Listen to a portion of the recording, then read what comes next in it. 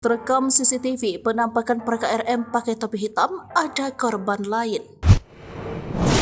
Terekam CCTV aksi para KRM dan teman-temannya diduga menculik korban lainnya.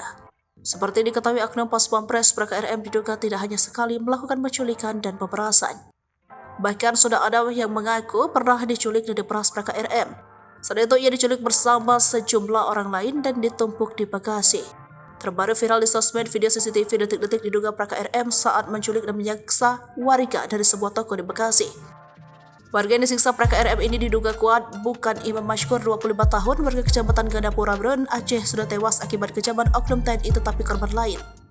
Video tersebut diposting Muhsin Bukhari di akun Instagram pribadinya. Lokasi Bekasi rekaman 2 bulan yang lalu, Manik menggunakan topi hitam, pelaku orang yang sama, korban berbeda. Hashtag CCTV, hashtag Damanik, hashtag berita viral. Tulisnya pada caption, Rabu 30 Agustus 2023. Dalam video yang tampak seorang pria diduga para KRM menggunakan topi hitam masuk ke toko. Tak selang berapa lama, para KRM hendak masuk ke dalam namun dihalangi penjaga toko. Pria diduga para KRM memaksa masuk hingga mendorong etalase. Rupanya pria diduga para KRM tak sendiri, satu di antaranya memakai baju bertuliskan polis. Tampak 2 orang lainnya datang membantu pria diduga para KRM malang bagi pria penjaga toko.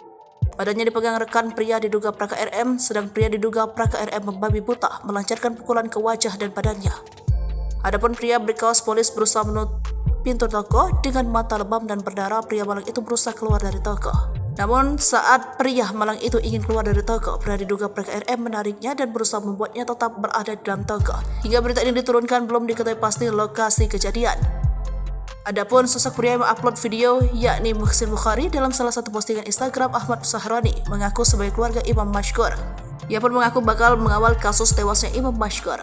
Kemudian ada komentar dari warganet yang mengecam tindakan tersebut menurut akun